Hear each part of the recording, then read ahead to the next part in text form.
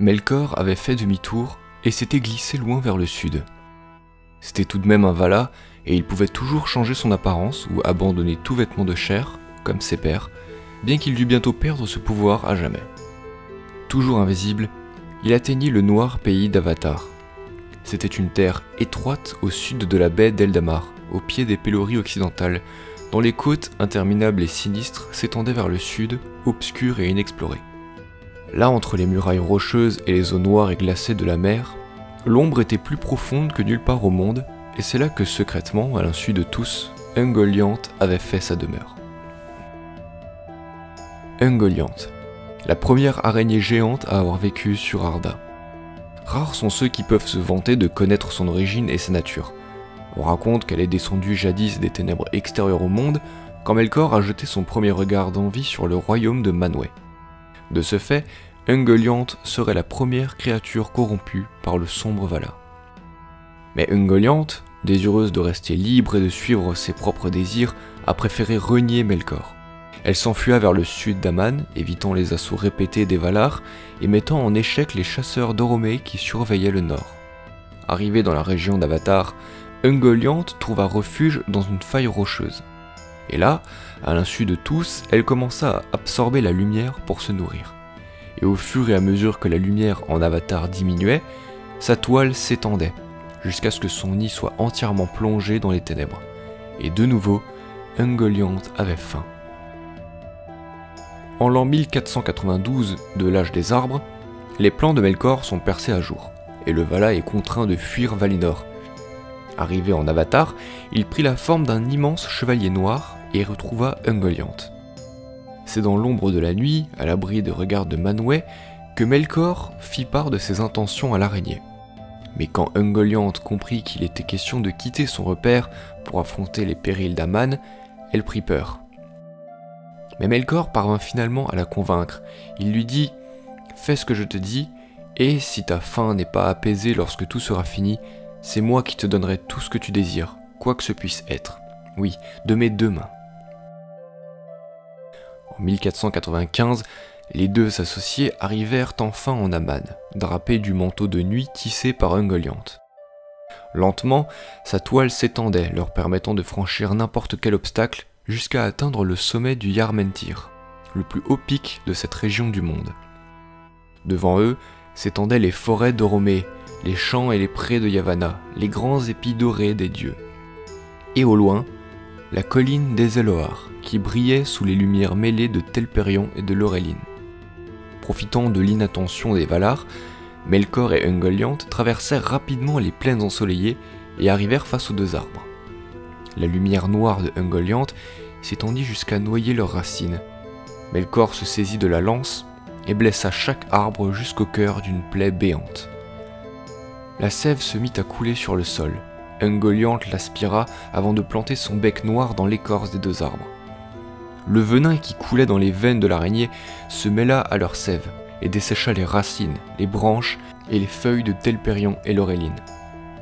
Les arbres de Valinor étaient morts. Mais Ungoliant n'était pas rassasiée pour autant. Elle se jeta alors sur les citernes de lumière pour les assécher elles aussi. Au fur et à mesure que l'araignée se nourrissait, son corps enflait, à tel point que même Melkor prit peur. Valinor était plongé dans les ténèbres. De son trône, Manwë distingua une ombre plus noire que la nuit elle-même. Il comprit rapidement que c'est Melkor qui était derrière tout ça. Les cavaliers d'Oromei se lancèrent à sa poursuite, mais le manteau de ténèbres tissé par Ungoliant désoriente et disperse les cavaliers, qui perdent finalement leurs traces. Mais les arbres de Valinor n'étaient pas la seule cible de Melkor. Toujours accompagné d'Ungoliant, il prit d'assaut la forteresse du seigneur Noldor, Fëanor, Formenos.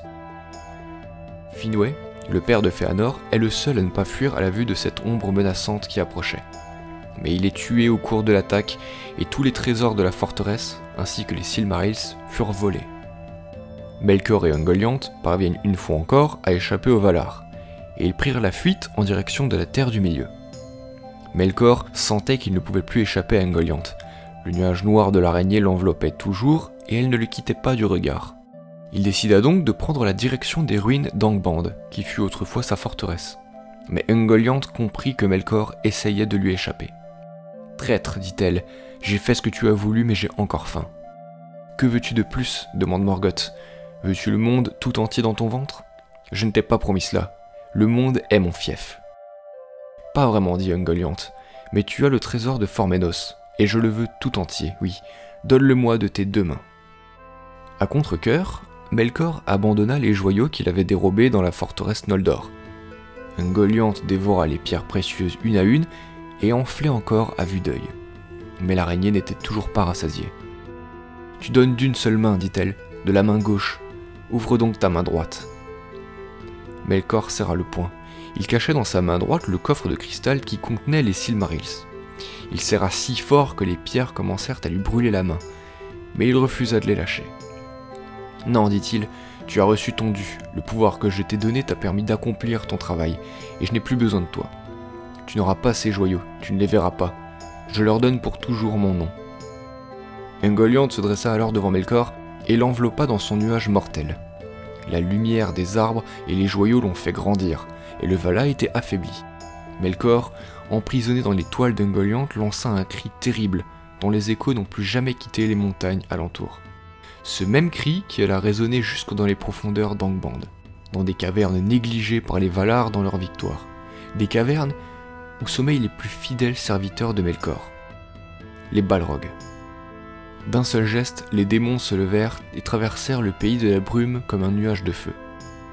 Ungoliant vit sa toile déchirée par des lanières ardentes et comprit vite qu'elle n'était pas de taille à affronter les Balrogs. Elle recula et vomit des vapeurs noires pour couvrir sa fuite.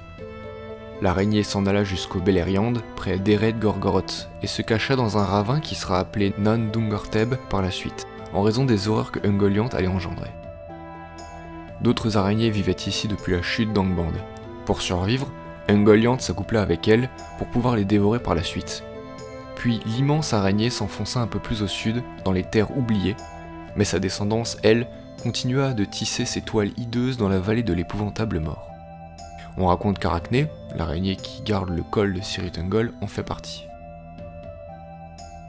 Aucun récit ne parle du sort d'Ungoliant, mais certains disent que c'est dans les terres du sud qu'elle termina ses jours, quand sa faim inassouvissable la poussa à se dévorer elle-même. C'est tout pour cette vidéo consacrée à Ungoliant, j'espère qu'elle vous aura plu. Si c'est le cas, n'hésitez pas à mettre un pouce bleu, à commenter et à partager la vidéo, et à vous abonner si ce n'est pas encore fait. Je vous dis à très bientôt pour une nouvelle vidéo, d'ici là prenez tous très soin de vous, salut tout le monde.